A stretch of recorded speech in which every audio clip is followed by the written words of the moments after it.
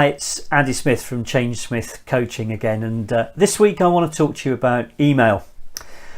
It's estimated that somewhere in the region of 270 billion emails a day are in circulation, and I'm sure there are some days when it feels like quite a large percentage of them are heading into your inbox. Estimates vary, but it's said that the average office worker receives between 120 and 300 emails a day. So there's a lot of emails floating around. Now, I work with working parents and I help them to try and balance success at home with success in their careers. And it's normally not very long before a conversation with a client gets around to email. How do we spend less time on email? So what I want to talk to you about this week are 3 guaranteed ways that can save you time on email. So let's get on with that and hear about the first one. Okay, so here we go. Tip number 1 to spend less time on email. If you want to spend less time on email, then you want to be receiving less emails. And if you want to receive less emails, then my advice to you is to send less emails. Now, I'm not trying to be clever, and that's not a trick. Just bear with me on this. First of all, when you're processing your emails and an email comes in, if it's fairly straightforward, the temptation is ordinarily to fire an email straight back off. And that might be okay, but just ask yourself, every time that you are about to send an email, ask yourself, does this really need an email? Can I pick up the phone? Or if I'm in an office block, can I walk down a flight of stairs or up a flight of stairs and talk to the person concerned? Because more often than not, that will resolve the question or the problem much more quickly, much more clearly, and there won't be a cycle of emails. But it's not just about that either. When you send an email, on average, you're not sending one email. On average, an email goes to between 2 and 5 addressees. So you're not actually sending one email, you're sending 2, 3, 4 or 5 emails. And if you're sending 2, 3, 4 or 5 emails, that probably means you're going to get somewhere up to 5 emails back. So ask yourself, do I really need to send this email to all of these people? And if I am sending an email to a number of people, is it really clear what I'm asking of those people? Because if it's not, then you're probably going to get 5 emails back asking for clarification. And that means you need to send another 5 emails out explaining your clarification. Think of it like this. If you had to handwrite every communication, would you really take the time and trouble to handwrite 5 notes to those 5 people? Or would you actually be really clear that I need to speak to 1 or maybe 2 of them? Take that mindset into composing your emails and you'll send less emails. So, send less emails and you'll receive less emails. Guaranteed. Here's tip number 2. So, tip number 2 is limit the time that you spend on email every day. Treat email as a useful tool, but no more. I've just been reading a blog that suggests that 42% of Americans check their emails while they're in the loo. 50% of Americans check emails while they're in bed, which must do wonders for their relationships. And really worryingly, 18% admit to checking emails while they're driving, which is frankly terrifying. All around us these days, with the advent of mobile technology, smartphones and tablets, we see people constantly checking email. And that's not good, it's not productive and it's not helpful. So tip number 2 says limit your time on email.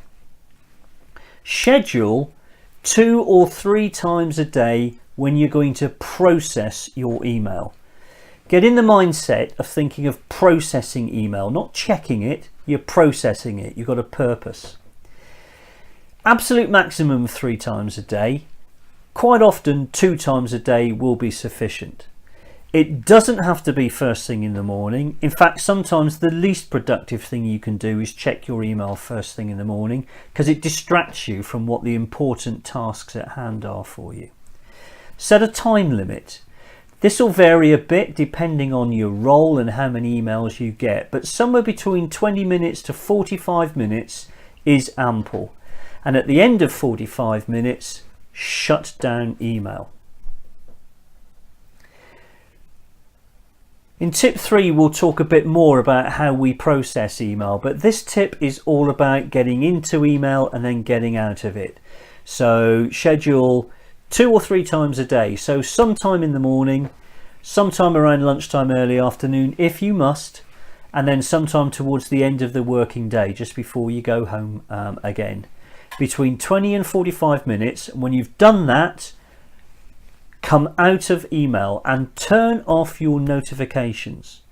Turn off the blings and the bings and the pips. Turn off the visual notifications and do the same thing on your phone and on your tablets. Because human nature is such, if you see something saying you've got a message, you will want to go and see what it is. The likelihood is it's somebody spamming you, or it's the latest offer from that company that you bought something from 2 weeks ago. But it's destroyed your concentration and your focus on what you're working on at the moment. So schedule your time, get on email, get off email, and turn off those notifications. Now, quite a lot of people say, well, that's all very well, but people will then complain because they can't get hold of me. They should know what your time scale is. So one of the things you can do is use the kind of the out of office notification process to say, I process my emails twice a day. If you need to get hold of me in between morning and late afternoon, then please ring me or text me. Let people know, make yourself clear, that's okay. But also get people to understand that email is not an emergency method of communication. If someone in the office has a heart attack next to you, you don't email the ambulance service. If you look out of the window and see a building on fire across the road, you don't email the fire service. If something urgent crops up at work and someone needs to get hold of you, make it clear to them that they need to ring you or they need to text you. Because if they email you, there's a very high probability you won't see that for another 3, 4 or 5 hours. And it's them that needs to change their working habits, not you. You need to be able to concentrate on the matters that bring most benefit in your area of work. And that is unlikely to be in processing emails. So, tip number 2, get on email and get off email. Here's tip number 3. Tip 3 is to keep your inbox as an inbox and nothing else. I see far too many people who have hundreds and thousands of emails in their inbox, and it's always a recipe for disaster, or at least a disaster that's waiting to happen. Don't use your inbox as a storage area. It will get cluttered, it will get busy, and you're never quite sure where things are. Almost all of the email clients have the ability to quite simply set up a series of folders that you can use to replicate the folders that you have on your laptop or PC, and folders that you use for storing physical hard copy documents. So folders running by project name and areas of responsibility. Set up a series of folders like that in your email client, and when you've processed an email, move it across and store it there, and then just forget about it. If you need to get it, you know it's there because you'll be thinking along the lines of that particular project. One particular person I know has nearly 19,000 emails in their inbox. I have no idea how they sleep at night. Just the thought of that stresses me out. So don't use your inbox as a storage area. If you're on top of your emails, then in your 2 or 3 email processing sessions a day, you should be able to clear the vast majority, if not all, of your emails and move them out there, and that way you know where things are, and it reduces the temptation to go into your inbox outside of those times you've set aside. The other mistake that people make is to use their inbox as a kind of to-do list, and again, that's never helpful. You need to run a separate to-do list, and I'll run a separate session on action lists and to-do lists in a few weeks' time. But don't rely on going into your inbox prompting you to take an action, particularly if you have a lot of emails in your inbox. You run the risk of missing something, and that's never a good place to be. So use your inbox literally as a place for new emails to land. Process them, move them out, and keep that inbox empty or down to a very small number of emails at any one moment in time. So that's it. Time to summarize. So to summarize, 3 tips that if you put into place, I guarantee will reduce significantly the amount of time that you spend on email. So tip number 1, if you want to receive less emails, send less emails. Think really carefully about whether you need to send an email at all, and think really carefully about who you're sending it to, particularly if there's more than one person that you're sending that email to. Tip number 2 is get off email. Set yourself 2 or 3 reasonable periods of time a day to process email, and when you've done that, shut down the email client, turn off the notifications, trust that stuff will come in and land and you can wait to deal with it.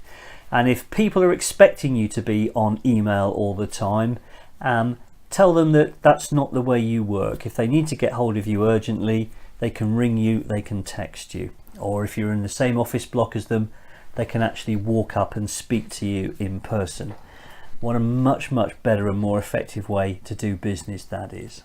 And tip number 3 is use your inbox as an inbox.